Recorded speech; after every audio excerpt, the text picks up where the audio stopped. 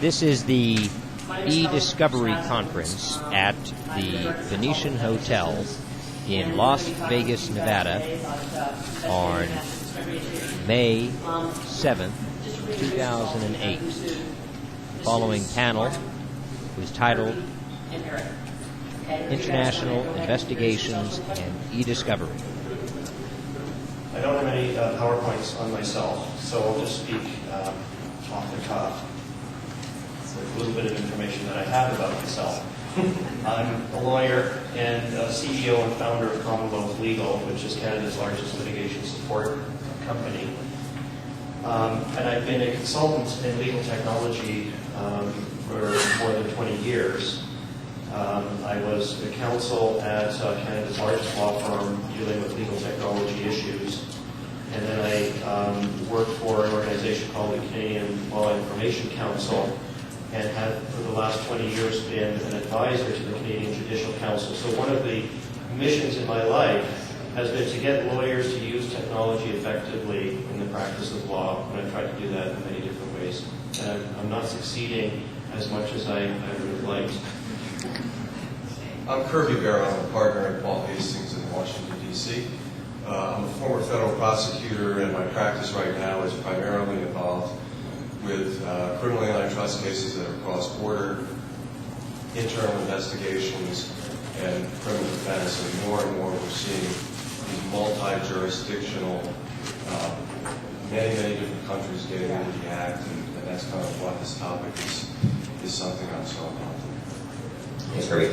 My name is Erik Laykin. I'm the Director of Information Technology Investigations for Navigate Consulting, based in Los Angeles.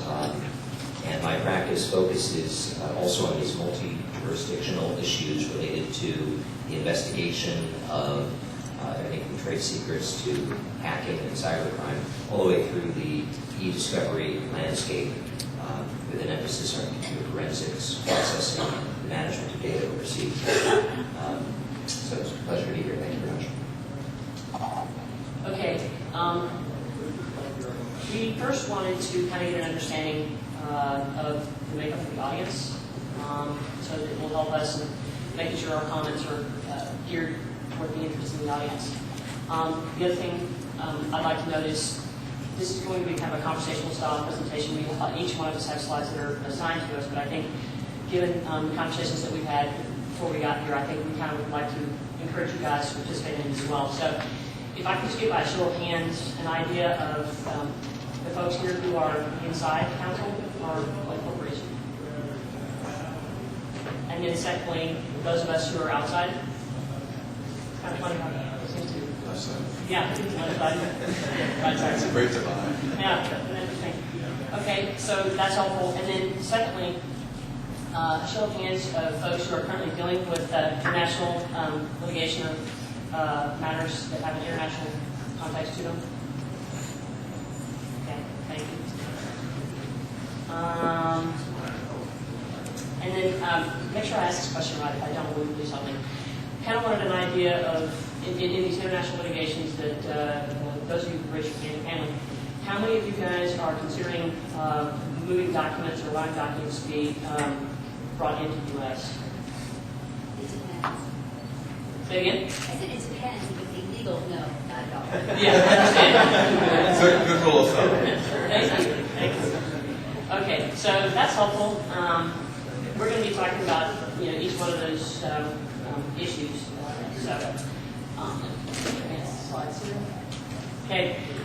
Generally, as an introduction, what we're going to be talking about today is increasing international activity and interdependence that each country has on the other, particularly because of the multinational developments of corporations, U.S. corporations and European corporations today. As a consequence of these developments, there are more disputes that involve foreign offices, foreign affiliates. In addition to that, it seems, again, the government investigations are becoming international as well. We're going to be talking a little bit about the evolution of the information technologies, particularly in light of the fact that data, we're dealing with electronic data now, it's more pervasive and very fluid. And then also because of the growth of the electronic data in the corporate business in the U.S. and in the EU, it's harder to contain or to manage that volume of data. Because of these two general issues, litigation, multinational litigation, international litigation, brings us to very often unexpected outcomes, a very real and significant increased risk of inadvertent disclosure, and what we would hope would be an increased understanding of the sensitivity to data protection issues. So, for those of you who don't already have a good idea about the U.S. versus the European legal systems, generally we're dealing with a civil law system compared to a common law system in the U.S., of course. Very adversarial process with juries, discovery, legal precedent that we've talked about quite a bit over the past 2 days. In European countries, it's all civil with the exception of England, Scotland, and Ireland. Attorneys are officers of the courts, and some would say friends of the court, much more so than they are in the U.S. And then generally, a big difference is the losing party most definitely pays court costs. And then I think we've all found there is a very real fear, a significant growing fear, of exposure to the U.S. court system. Hence the question that I asked about those of us who are considering moving data into the U.S. I was wondering, how many people here are from Canada? How many people here have relatives in Canada? Sorry? Yeah. I have a legal quiz for Canada. Is same-sex marriage legal or illegal in Canada? How many people think it's illegal? Depends on which province. Does it?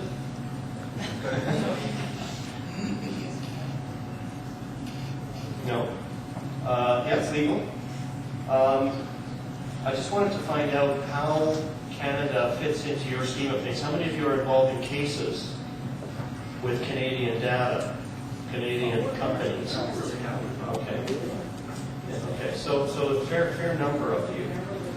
Canada is interesting based on what Hope just said, because we are a mix of common law and civil law, but in our common law provinces, the loser pays. So we have a little bit of all systems that Hope mentioned. Each province has its own superior court, and the rules of discovery are based on each province's laws. So the rules of discovery are different in each jurisdiction. Although they're similar, they can be different.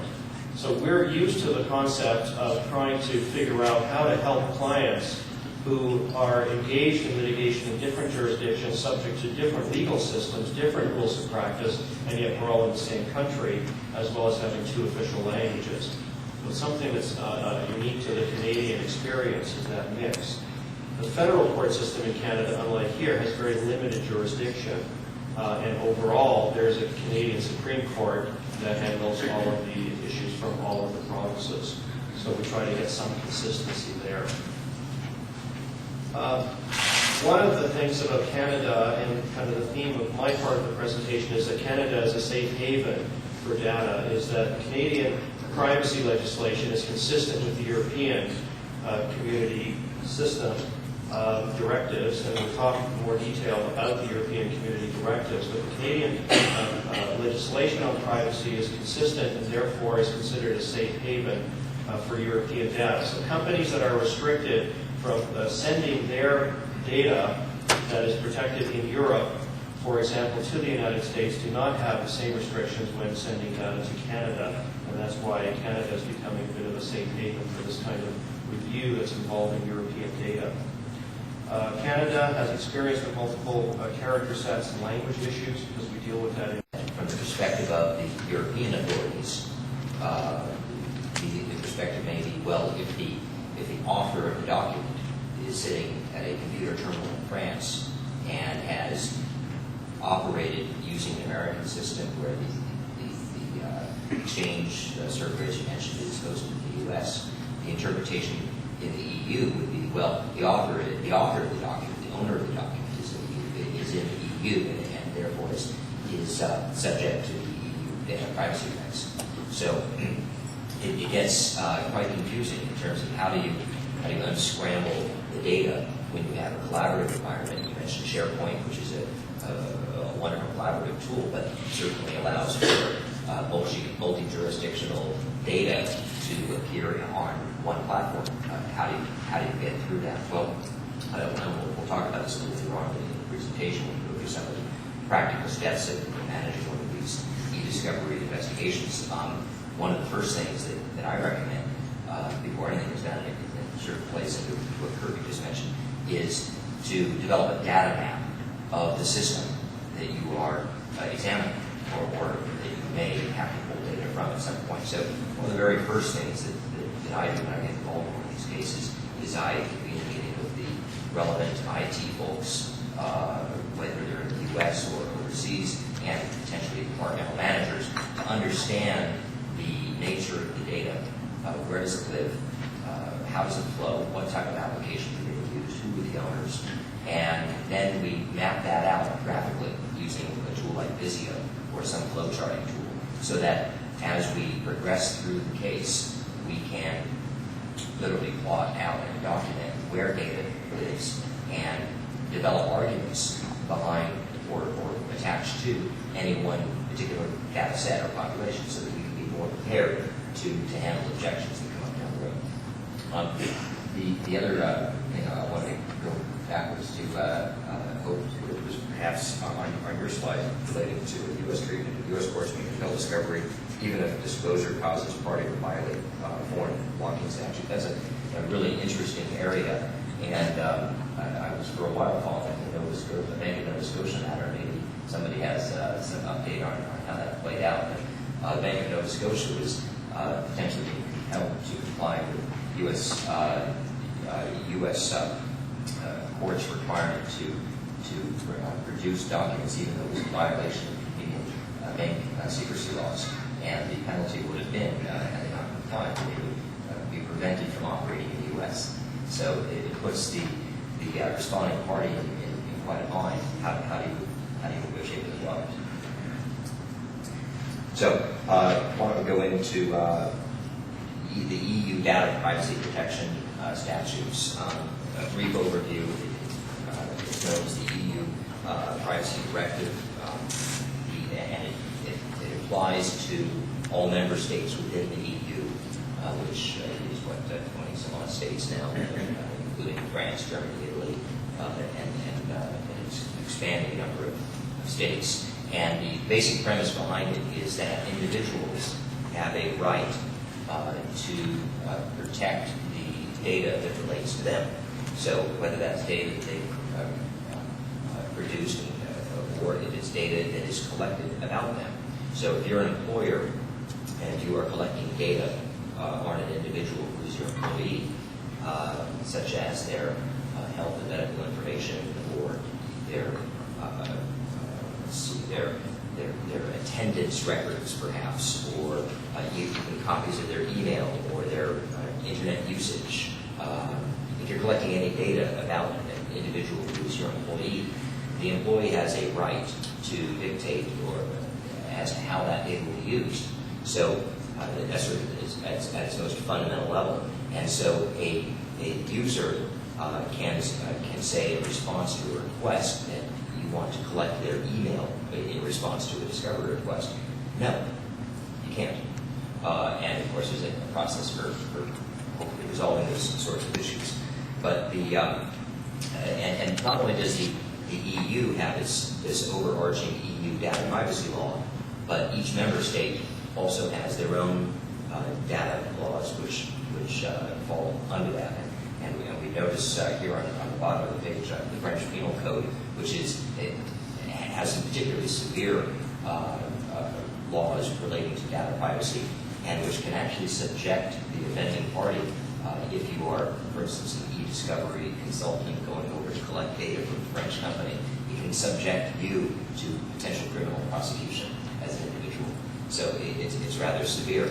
And there's really interesting cases where one of them was, I believe it was Laykin, who was operating in France, and it was a theft trade secrets issue, and the in-house legal team for Nikon collected data from an individual working at the facility in Paris, and because they did not have the individual's consent to collect the data off of his computer, which consisted of his email, some documents, the unallocated space, which showed what documents had been deleted. Because they did not have his consent, the judge threw the case out, and the fellow walks away. So, kind of an unusual twist of fate. I could just note kind of the practical problem that these laws create when you have a situation with an employee who's kind of a pack rat. And this is a real world example with 3 or 4 unlabeled old hard drives that is all potentially responsible. Well, what the employee is going to tell you, and what folks over to you are going to tell you, it's got to be reviewed before it can be moved. And sometimes the employee, fearing prosecution himself, says, well, I got to look through it. Well, of course, talk about a delay. That person could spend weeks looking through the hard drive for whatever it is they're thinking might be violative of the statute. So again, it grinds everything to a halt. And also, I think it exposes companies to allegations of tampering with the documents and the evidence, because then you have this long delay, and if you're in a government investigation or even in a civil case, somebody's looking at it and say, well, you didn't collect from that guy for three weeks or 3 months, and then you're going to have to explain that away, and then all of a sudden that person's in the hot seat. So the practical ramifications of this are huge. Yeah, are records of disciplinary proceedings fall within the umbrella of privacy? Absolutely. A disciplinary proceeding within the EU, absolutely. And any data relating to your person, whether it's your email or whether it's any data that has been collected about you, your employee file, any of your activities. Another question.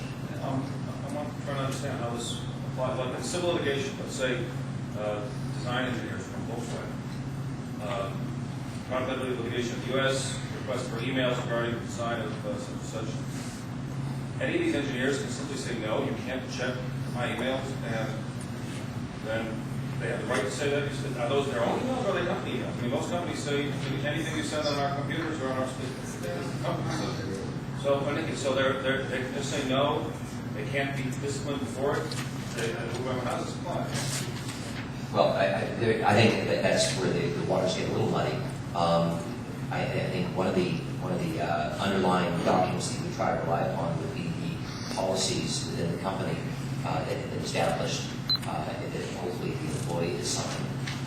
And if those policies allow for the review and transfer of company documents, then one would expect that those would be reviewable. But then you run into the issue of, well, how do you separate company documents from personal documents when the individual will claim, well, I'm also using my company email for personal use. So that's going to get into this situation where, well, there may be a pre-review by the actual custodian.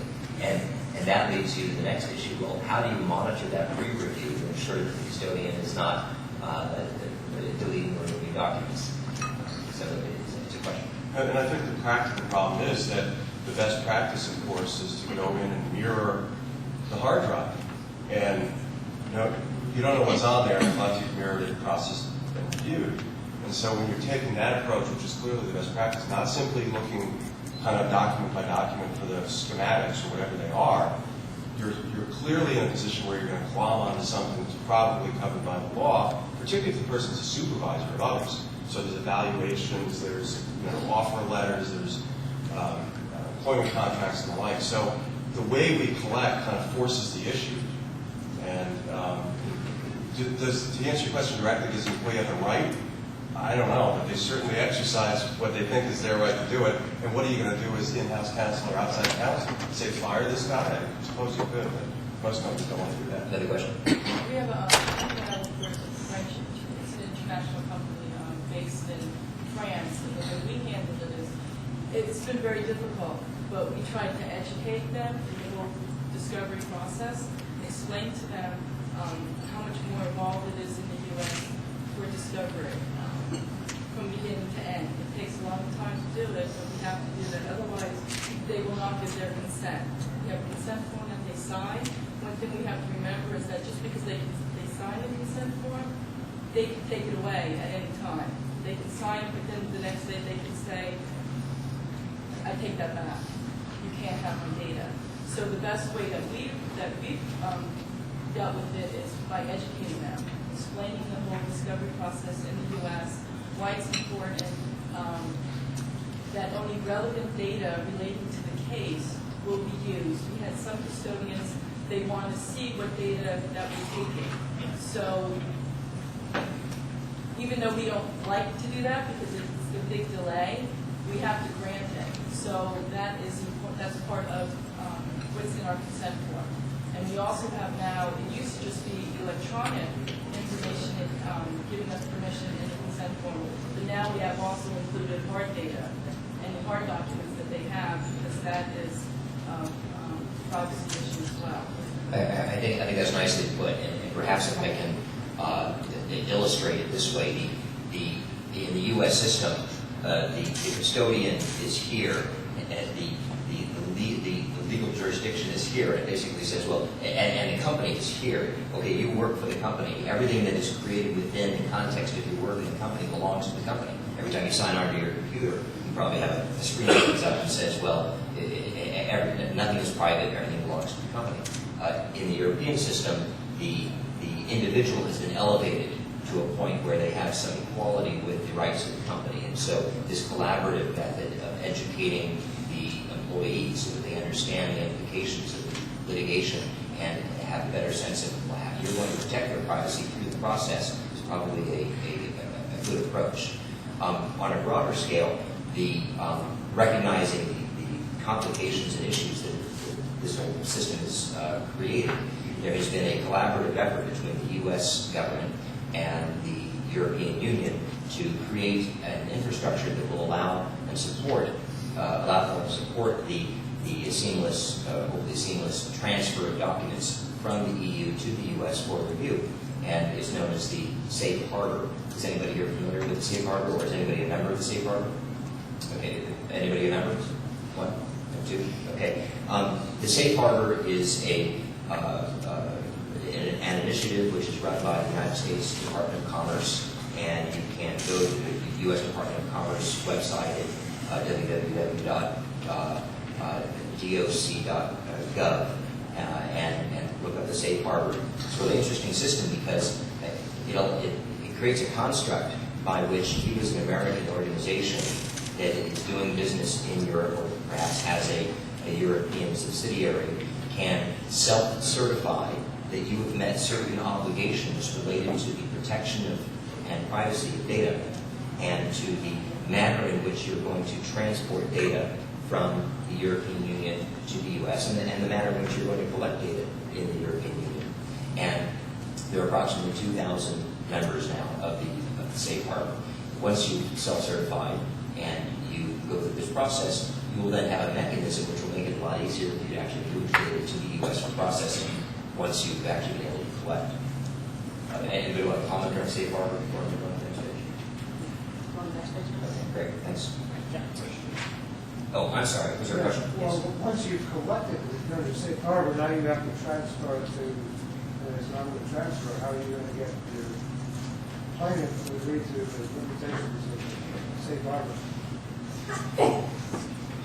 Well, perhaps I'll let one of the attorneys on the panel to give more clarity on that, other than once you have met the obligations of Safe Harbor, you have a protocol which has been articulated in advance, which shows your methodology for collecting the data,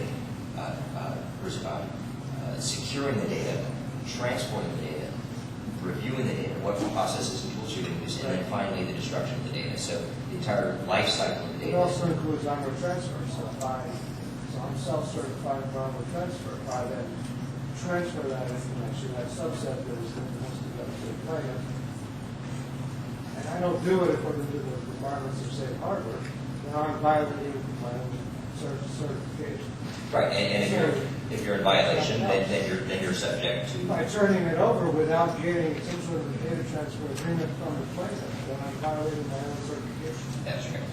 So the safe harbor doesn't sound like a panacea. I mean, it sounds great, but it doesn't actually work. This is why I keep jumping in with the Canadian flag, that our system is very different. It's a system in which we have to comply with the same rules that the European community applies. And therefore, any company in Canada is a safe harbor company in effect. Now, you still have to make sure that process is followed. I mean, just because we, by legislation, have to do something doesn't mean that every company does it. But it's an issue that comes up even within Canada, a Canadian suing a Canadian, and one is hosting their data in a Canadian web hosting company, the other one is using a U.S. host. And that's their business, but we don't want to hand over our data to our opponent who's hosting in the U.S. because we don't want that data to transfer.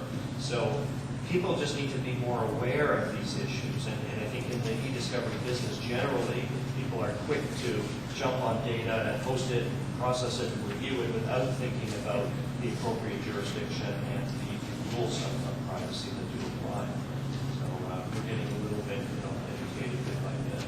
But I think the direct answer to your question is you need to get a protected order if you're in the U.S. system between the two parties so that you don't violate your obligations under the safe harbor. And obviously the willingness of other parties to sign on to that, case by case, but I think that's the answer. Any other questions there? No? Well, on the screen here we have the 8 primary principles of the safe harbor and its management. 1, fair and lawful processing. 2, you have to obtain and process the data for a very specific purpose, which needs to be articulated in your protocol and in your agreement with the individual that is getting your data, or that you're collecting the data from. It has to be adequate, relevant, and not excessive.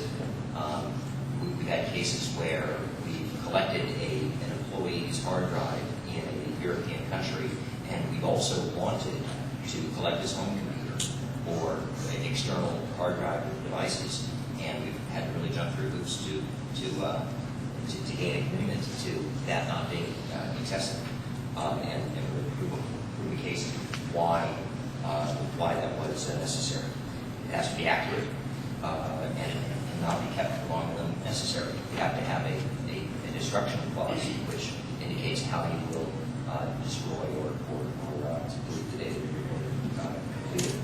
It has to be processed in accordance with the rights of individuals, and that plays into a number of European statutes that relate to what the individual's privacy rights are. Has to have appropriate technical and organizational security. I think the law is a little loose on what defines appropriate technical and organizational security, because that's an evolving space in its own right. And then there's no transfer outside of the European Union unless adequately protected, and that protection generally would include encryption. Briefly, there are a number of other nations that are also examining data privacy laws, and some actually passed some recent data privacy laws as it relates to individuals. In Asia, where we're seeing a real upswing in the e-discovery space in terms of data being collected in Asia for review in the U.S. I'll briefly cover a few of the different countries. Japan last year passed a Data Privacy Act, which affords some rights to the individual and some rights to companies.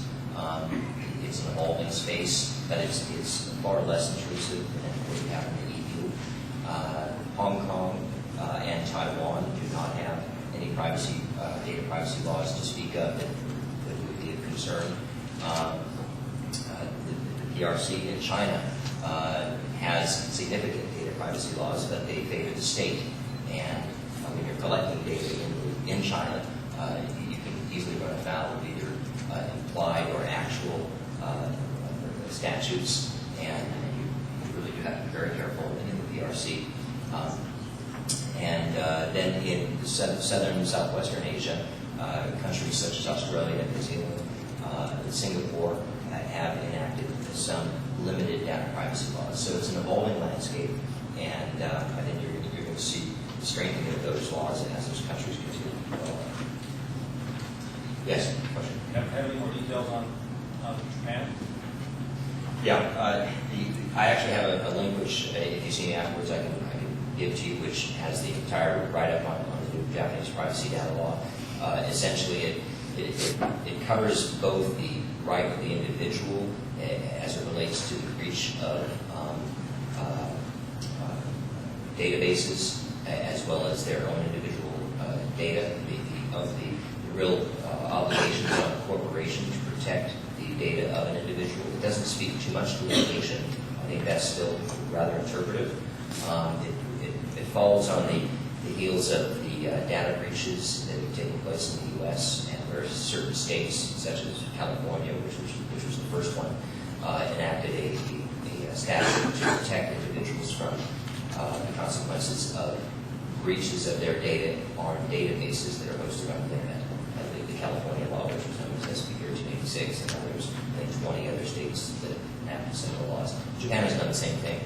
Essentially, if you are a company that has data related to over 2,000 employees, you must certify that you have adequate protections in place to protect the data. Under 2,000 employees, you don't. They're expecting that there's going to be a second set of statutes applied to the Japanese data privacy laws in the coming year or two, which will probably strengthen those laws. There's a new association in Japan called the Japan Privacy Association, which is taking the lead in both making recommendations and lobbying for these types of laws in Japan. And they have a website which you can check out online. I'm given the time button here, so I'm going to skip the next slide for a second.